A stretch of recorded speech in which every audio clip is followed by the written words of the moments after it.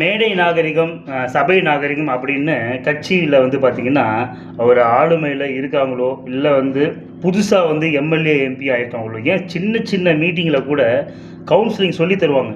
பேச்சு நிதானம் வேண்டும்.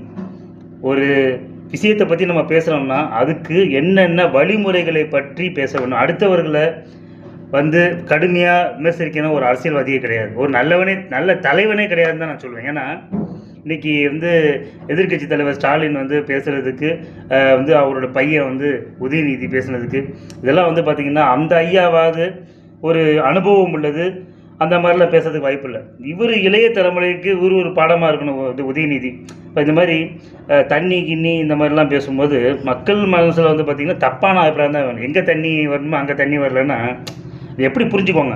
நான் திமுகவும் கிடையாது, தமிழக வெற்றி கழகமும் கிடையாது. நான் பொதுவாக பேசுகிறேன்.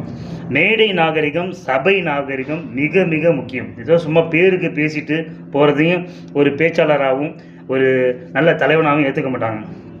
அடிப்படையிலேருந்து நம்ம செய்யக்கூடிய கடமைகளை மக்களுக்கு உணர்வுபூர்வமாக செய்ய. இப்போ நான் இந்த இடத்துல நான் பேசுகிறேன்னு வச்சுக்கோங்களேன், சின்ன சின்ன மீட்டிங்லாம் என்னை பேச விடுவாங்க.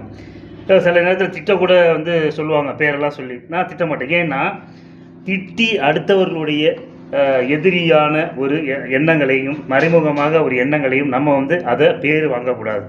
ஒரு ஆஃப் நட்டாக நம்மளை தாண்டி ஒருத்தவங்க கிராஸ் பண்ணி போனால் கூட நம்மளை பற்றி எதுவும் திட்டல, குறைகளை சுட்டி காட்டினாரு. அந்த குறைகளை நம்ம வந்து நிவர்த்தி பண்ணுவோம், அதை வந்து நம்ம மாற்றுவோம், புதிய ஒரு மாற்றத்தை உண்டு பண்ணுவோம்னு தான் சொல்கிறாரே தவிர நம்மளை பற்றி எதுவும் திட்டலேன்னு சொல்லி ஒரு ஆஃப் நட்காரங்க கூட போய் கிராஸ் பண்ணி போகும்போது நம்மளை வந்து எதுவும் நினைக்கக்கூடாது. அந்த அளவுக்கு நம்மளுடைய செயல்பாடுகள் புத்திசாலித்தனமாக இருக்கும். இவ்வளோ பெரிய பொறுப்பில் உதயநிதி இருக்காப்புல, ஒரு 2 வாட்டி எம்எல்ஏ இருக்காப்புல, இந்த வாட்டியும் ஜெயிச்சிருக்காப்புல.